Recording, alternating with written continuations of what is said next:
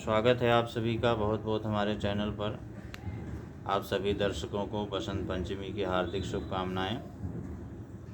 आज हम बसंत पंचमी के विषय में वीडियो के माध्यम से चर्चा करेंगे। जैसा वैसे तो सभी लोगों को ज्ञात है कि बसंत पंचमी के दिन विद्या, ज्ञान और वाणी की देवी सरस्वती की पूजा की जाती है। इस दिन माता सरस्वती का प्रादुर्भाव प्राकट्य हुआ है।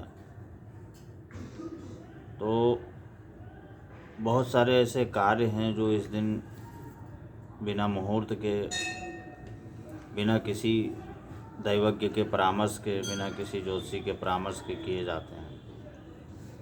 कई लोगों का तो ये भी मानना है कि इस दिन विवाह आदि कार्य भी कर लिए जाते हैं। यद्यपि ऐसा नहीं है। कई लोग बताते हैं कि ये अबूझ मुहूर्त है, 3.5 मुहूर्तों में से है, परंतु ऐसा नहीं है। 3.5 मुहूर्त ज्योतिष शास्त्र में 3.5 मुहूर्त केवल चैत्र शुक्ल प्रतिपदा पर, वैशाख शुक्ल तृतीया, विजयदशमी और कार्तिक शुक्ल नवमी, जो 3.5 मुहूर्तों में इनकी गणना की गई है, उसमें से बसंत पंचमी नहीं है। लेकिन चूँकि आदिशक्ति, वाणी की देवी, विद्या बुद्धि की देवी का प्रादुर्भाव प्राकट्य दिवस है, तो इसलिए बहुत ही सर्वश्रेष्ठ अवसर होता है। इस दिन पूजा करने का क्या विधान है, कैसे है, ये तो प्रायः सभी लोगों को ज्ञात है। इस बार बहुत ही एक ख़ास बात है कि ये बसंत पंचमी जो है बृहस्पतिवार के दिन पड़ रही है। तो बृहस्पतिवार के दिन पड़ने से, क्योंकि बृहस्पतिवार भी गुरु का वार है और भगवान विष्णु का वार है, और करीब करीब जितनी भी चीज़ें बृहस्पतिवार के पूजा में नियम संयम में हैं, उतना ही लगभग उसी तरह की कई मतलब समान चीज़ें जो है माँ सरस्वती की पूजा में है। जैसे बृहस्पतिवार के दिन पीले पुष्पों से भगवान विष्णु की पूजा की जाती है, उसी तरह से माँ सरस्वती को भी पीले पुष्प, पीले मिष्ठान, पीले वस्त्र बहुत पसंद हैं। पीले वस्त्रों से, पीले मिष्ठान से, पीले पुष्पों से, पीले अन्न से, पीला चावल इत्यादि बना करके माता सरस्वती की पूजा की जाती है। तो इस बार जो सरस्वती की पूजा की जाएगी वो ज़्यादा ही कुछ प्रभावी होगी। और इसके अलावा इस दिन माता सरस्वती की पूजा के साथ में, जैसे मैं बता रहा था कि बहुत सारे कार्य ऐसे हैं जो बिना किसी विद्वान से पूछे हुए किए जा सकते हैं। जैसे मान लिया बच्चे का नामकरण है, यज्ञोपवीत संस्कार है, दीक्षा ग्रहण करना है, अक्षरारंभ करना है, तो ये सब क्रियाएं इस दिन करने से माँ सरस्वती की विशेष कृपा होती है। इस बार 26 जनवरी 2023 दिन बृहस्पतिवार को ये पड़ रही है, और कला, संगीत और अभिनय से जुड़े हुए लोगों के लिए ये दिन बहुत ही खास होता है। इस दिन इन लोगों को, जो भी लोग इन क्षेत्रों से जुड़े हुए हैं, कला से, संगीत से, अभिनय से, इनको माँ की विशेष रूप से पूजा करनी चाहिए।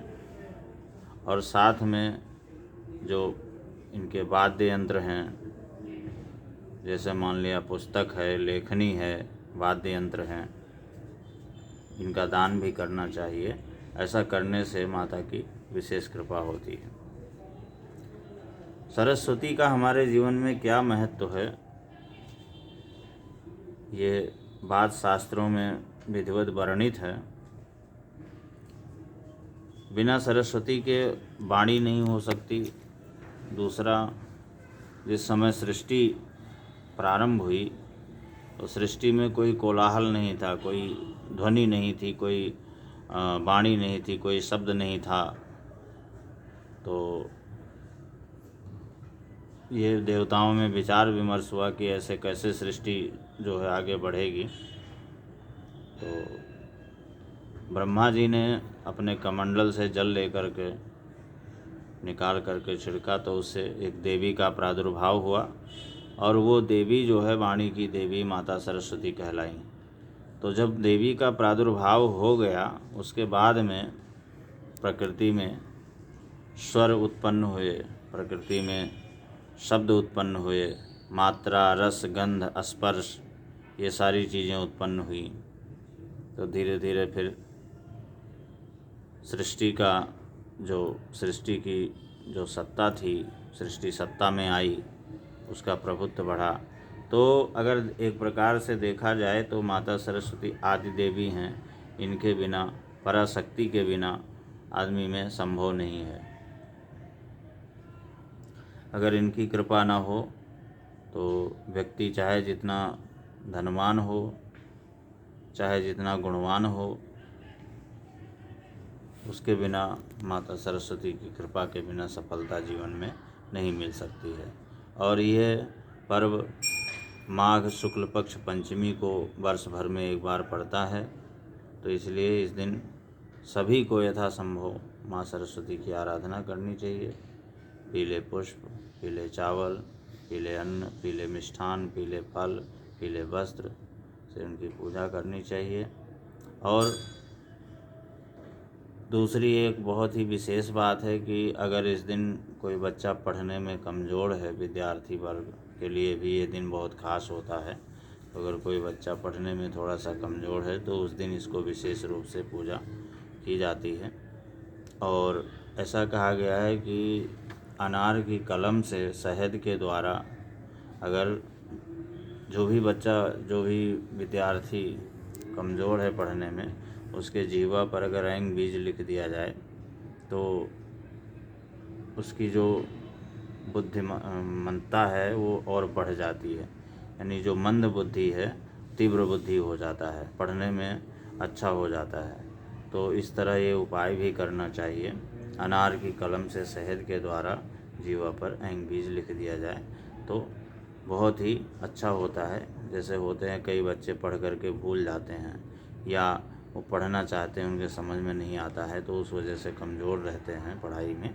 उनके लिए बहुत ही ये अच्छा अवसर है, वरदान स्वरूप है। इस दिन का लाभ ज़रूर लेना चाहिए।